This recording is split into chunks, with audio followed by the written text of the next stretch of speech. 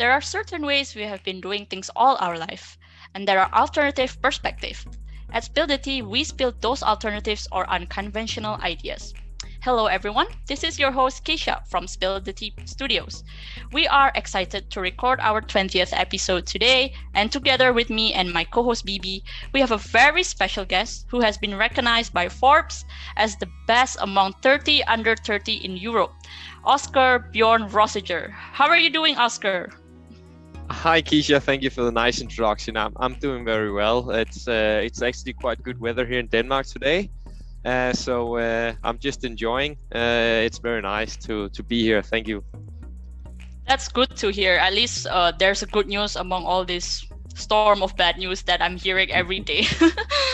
So, talking about unconventional ideas, we have an incredible story from Oscar and team who wanted to do things differently by thinking and acting differently, who took on to challenge the status quo and gave the amateur cycling world a professional outlook.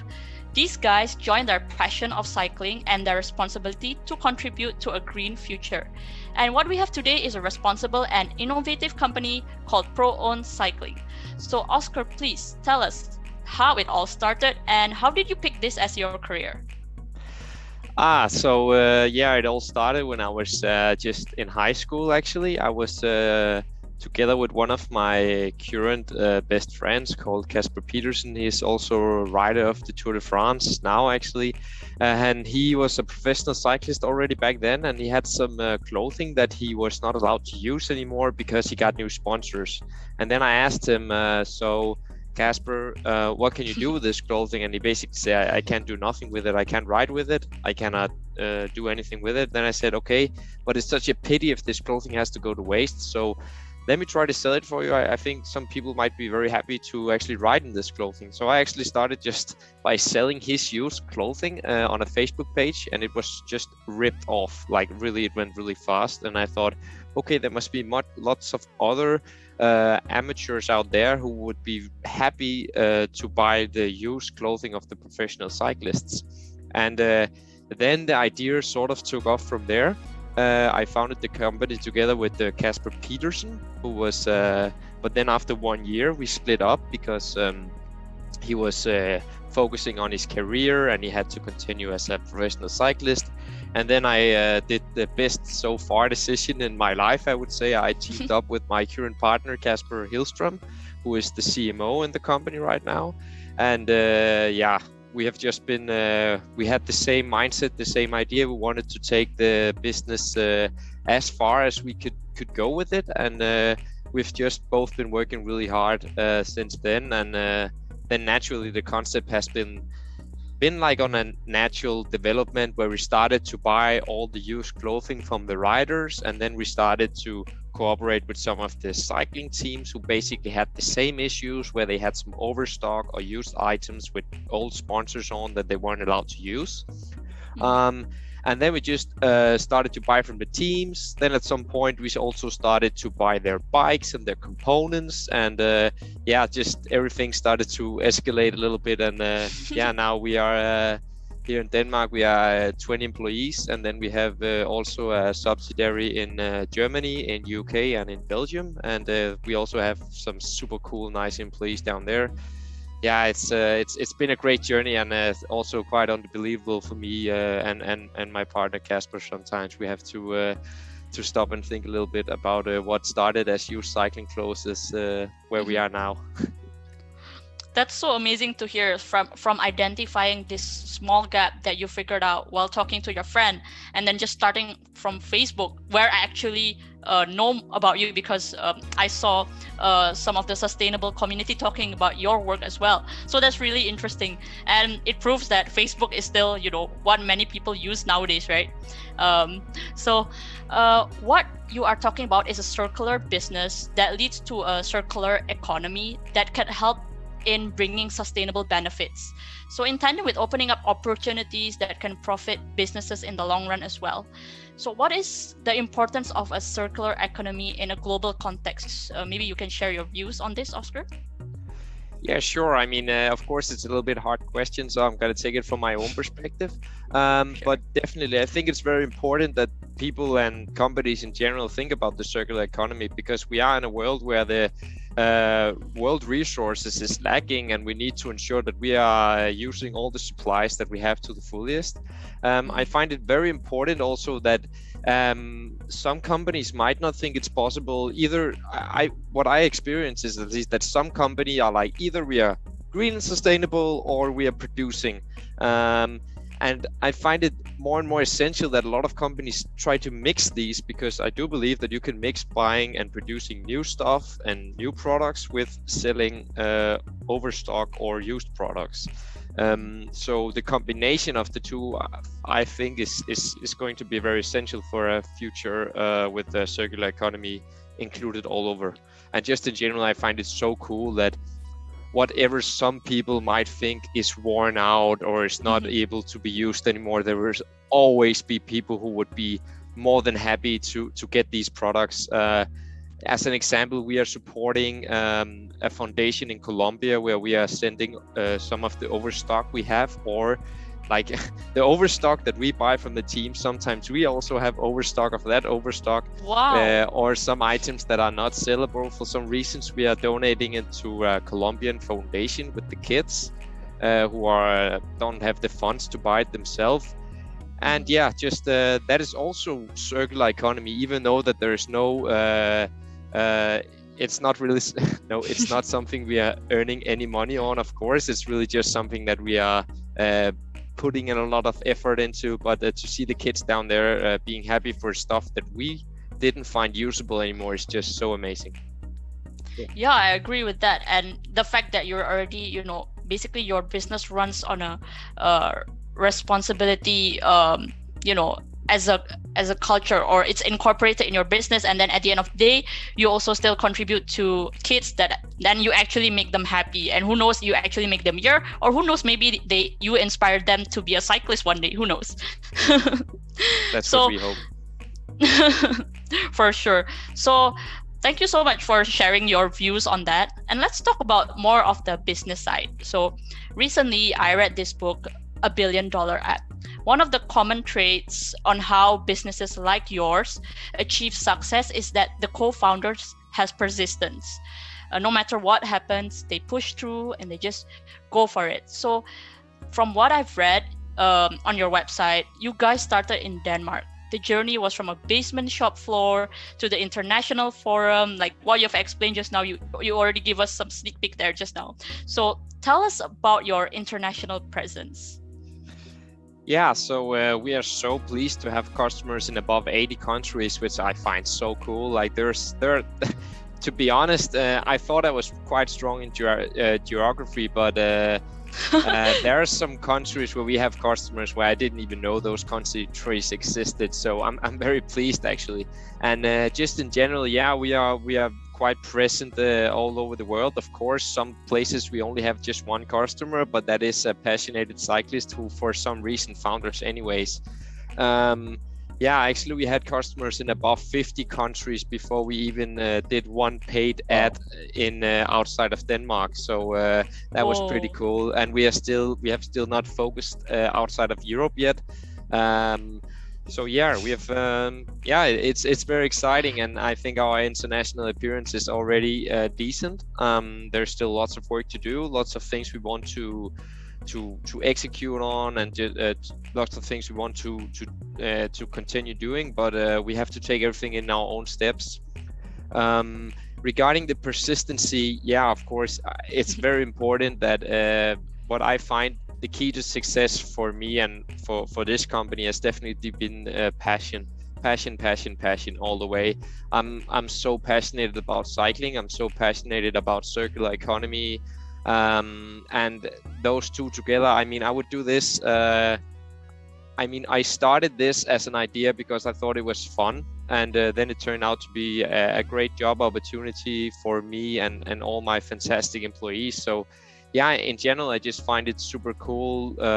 And of course, there are some areas of this journey that has been very hard, but persistency, passion, and then the fact that I was in this together with my partner Casper, who has always been just as passionate as me. We've always worked so hard. If we had to both cancel like birthday parties and holidays and so on, we did that but we both did it, which were motivating. We were motivating each other a lot, and I think that has been the key to success. So best partner in the world, and then passion, and then that's a dream received, I would say. And then of course fantastic employees. All right. Okay, so there you go, guys. A recipe from Oscar, which is persistent, passion, good partner, and good employees to achieve success. And this is guaranteed by Oscar. So there you go. Okay, so thank you so much for sharing that as well. I'm gonna pass the ball to BB. And maybe you can take it from here, BB. Go ahead. I will love to. I mean, I was listening, so hooked up to what Oscar was saying. In fact, the passion thing, I read it somewhere that follow your passion is not the, I would not say right or wrong thing, but it's more of if you are really having fun in what you're doing, that becomes your passion, and you just keep doing it more. And so that is something which is very revealing to your journey, your and Casper's journey so far. Now, there's an observation and a question, and so it's going to be a little lengthy. So just hear me out. So, you are an entrepreneur and a successful one, I would say. Now, stereotypically, many entrepreneurs not most inclined towards profit making. I mean, many of them do incline towards profit making, and it most of the times comes very naturally, and I'm speaking from a very personal experience. And the other responsibilities, such as duty towards your community and society at large, gets overlooked somehow or the other. How do you balance this? How do you balance this aspect? What's the secret sauce of every business decision you are making that are benefiting not just the community, but also profitable to your employees and your customers? Yeah, so first of all, I think it's very important to say that myself as a CEO, I do make a lot of mistakes. I think it's very important to make mistakes. It's not like you're just taking all the right decisions just because you're the CEO and founder of a company. You're really making a lot of tough decisions, but in the end, I go a lot with my gut feeling, and then of course experience helps a lot in this matter. Every time I have to make a tough call, I'm of course doing it together and getting support from my partner Casper, which is very essential for me, because we are like a two-man team on this one, as we are the management of the company, or at least the top management at the moment.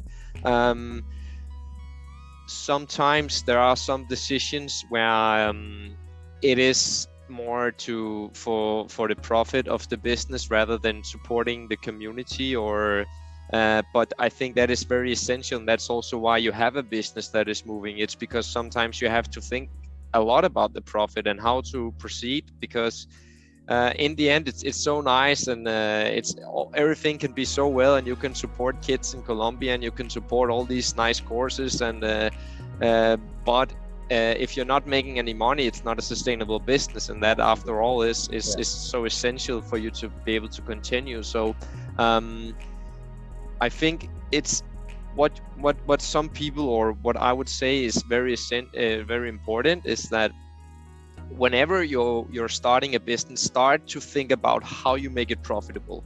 When you have a profitable business, then you can start to think about, okay, we can support this and these courses, or we can support these kids in Colombia, we can help the community in this way, because you already have a rolling business, so this will just support your ongoing rolling business. But if you don't have a profitable business before you start to do all of these projects, I think it's very, very, very difficult for you to actually establish a business in the end.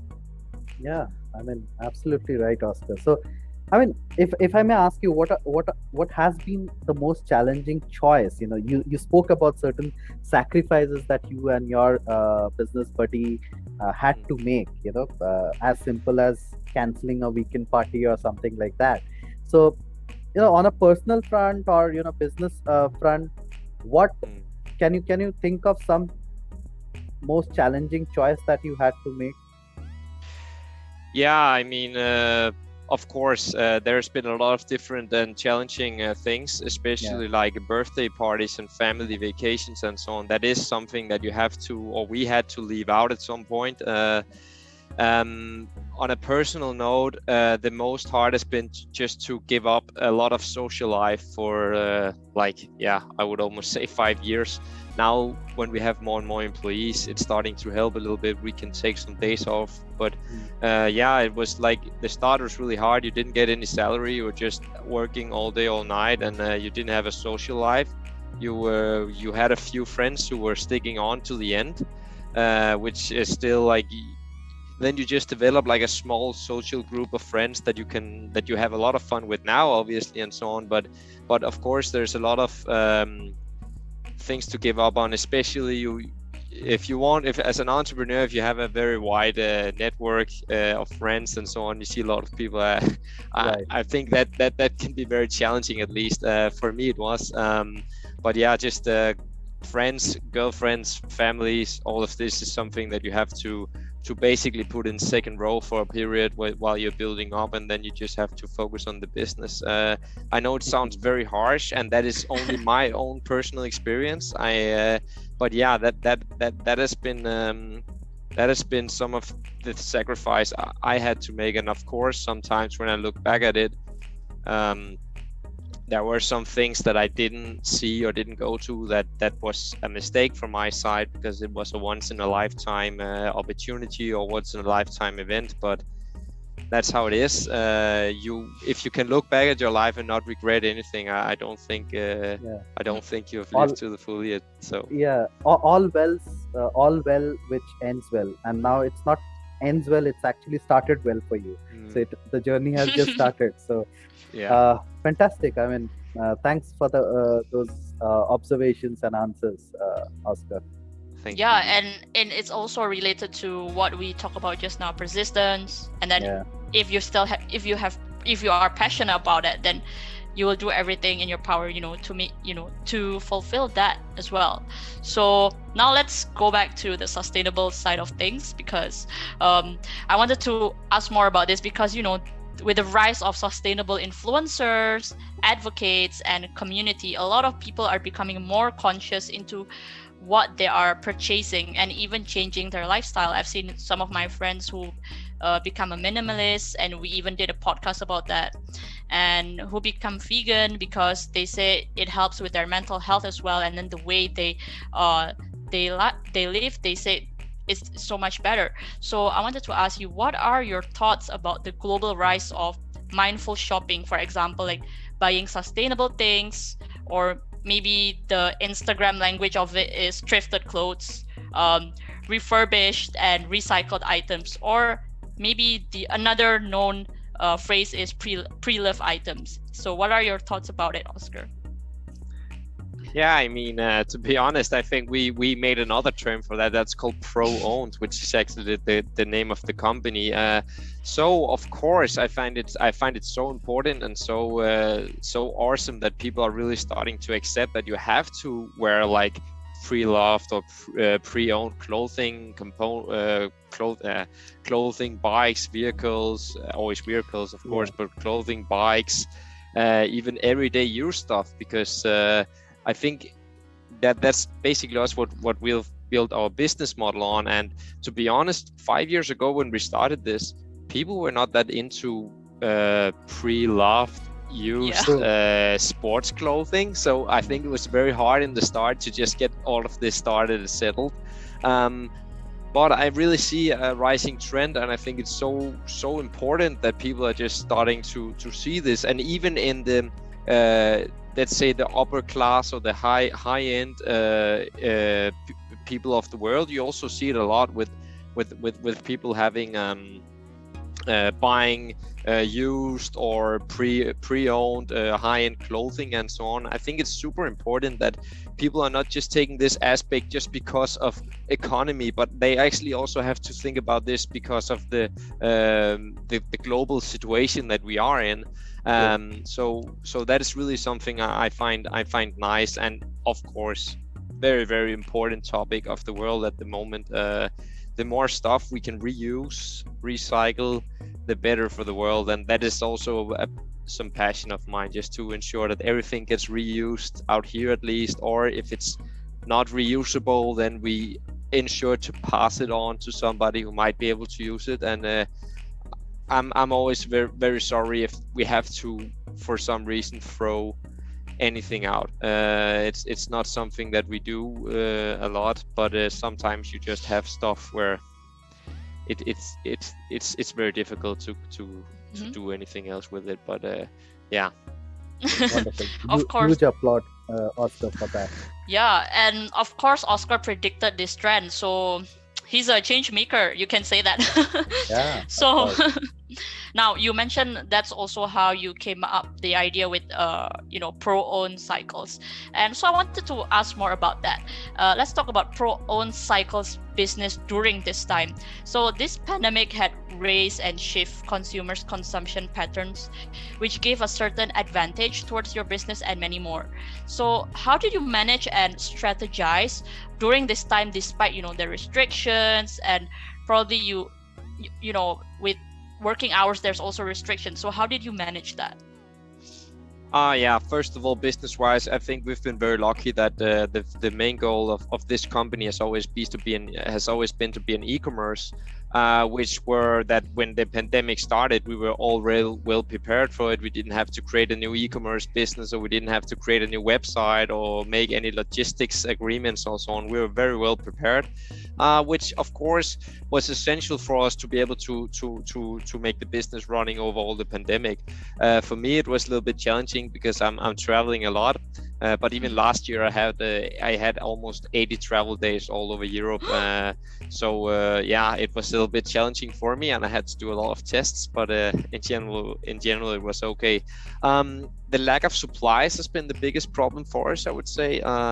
But actually, I jeopardized a little bit before Corona and ordered a lot of stock, which means that when Corona started, we had so much items in stock which we were able to sell from.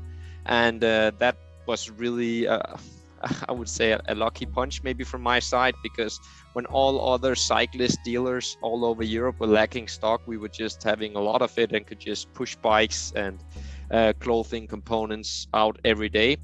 We also sold a lot to some of the countries that were in lockdown because the logistics companies were working there, but some of the local shops and so on weren't.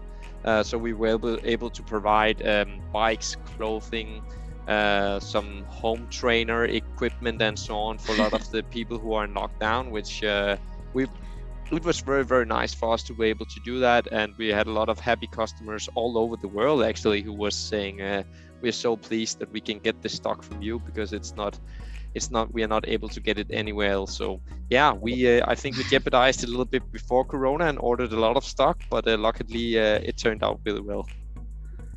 That sounds so great. And again, you predicted the trend once again that e-commerce is always there to save the day. So and so that must have been a whirlwind, from handling the end-to-end from logistics and then ordering the stock that you mentioned, but it brought pro-owned cycles to where you are today. And of course, you are known as one of the Danes on Forbes 30 under 30.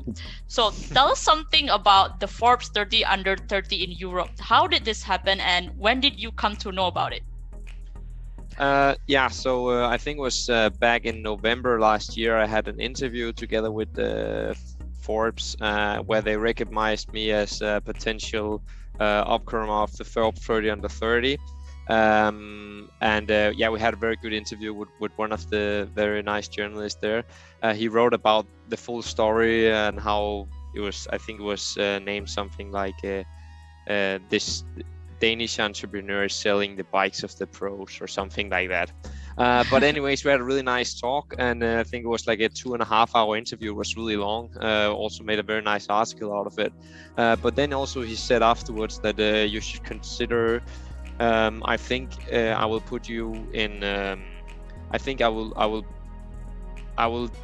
say to some of the people who are pointing out the Forbes under 30 in here that you might be a potential candidate for that. And then one day there was just dropping in an email for me stating that they had some questions for me about different things, and then I just answered them, and then one day another email popped in that I was recognized as one of the most talented people in Europe for e-commerce. So very pleased and happy, and of course this is not I wouldn't say it's not my prize.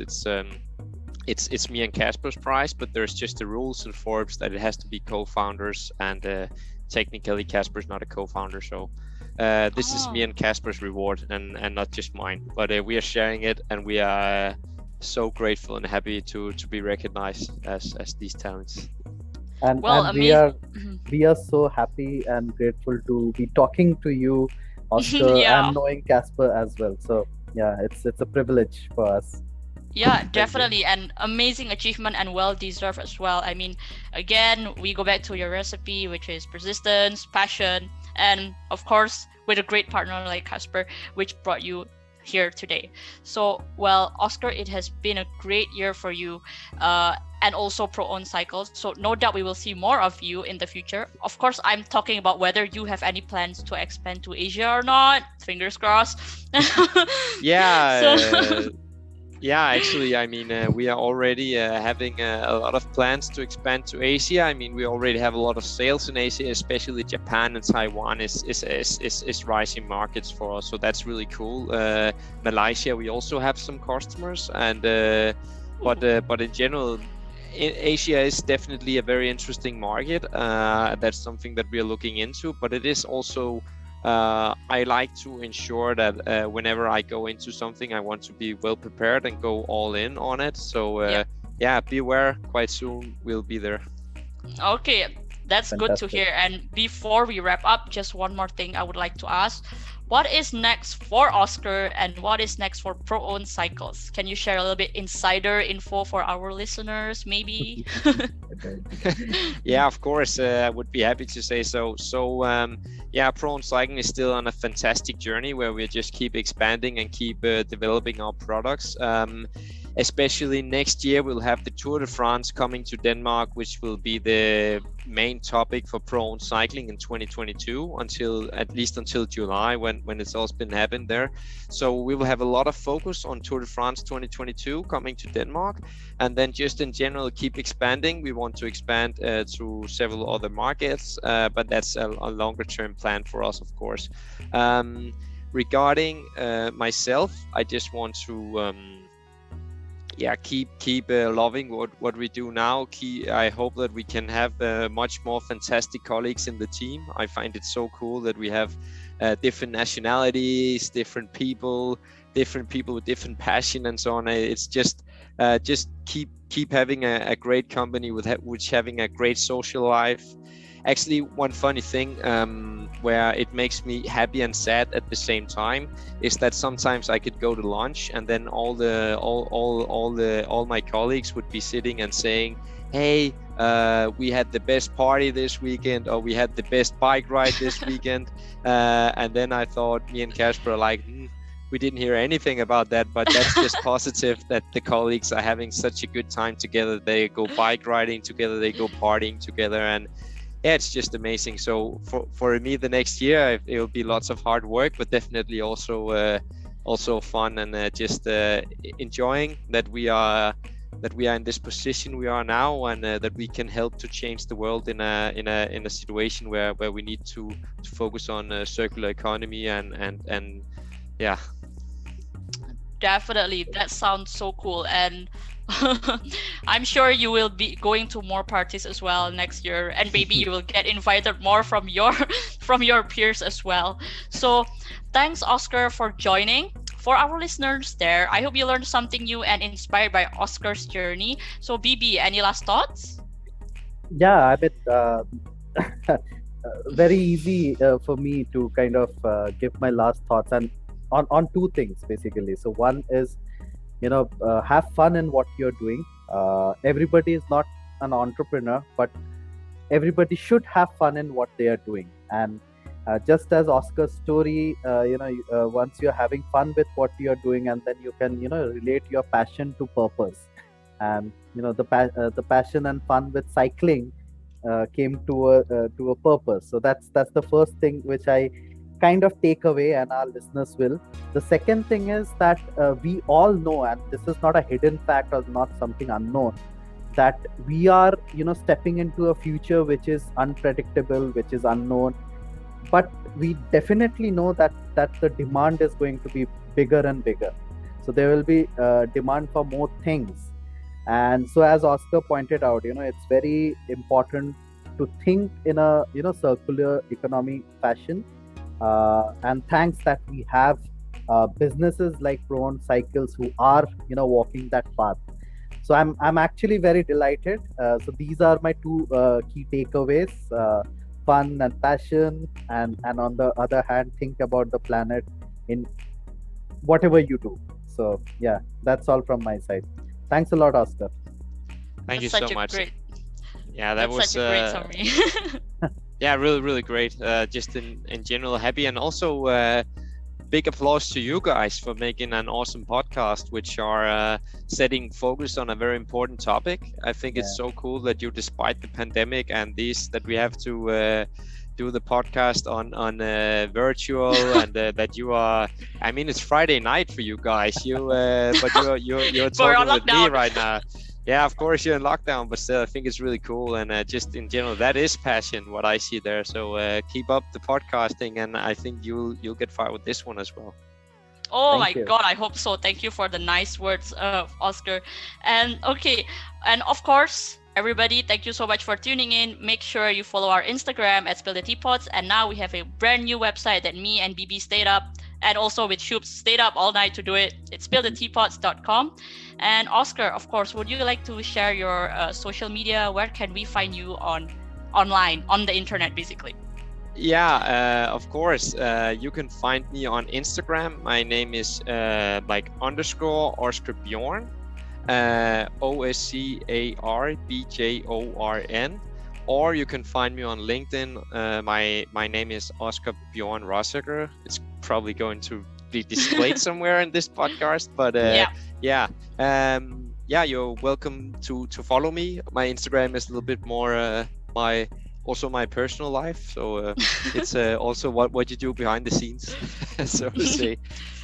The exciting life in Oscar's, a day in Oscar's life, basically. That's your Instagram.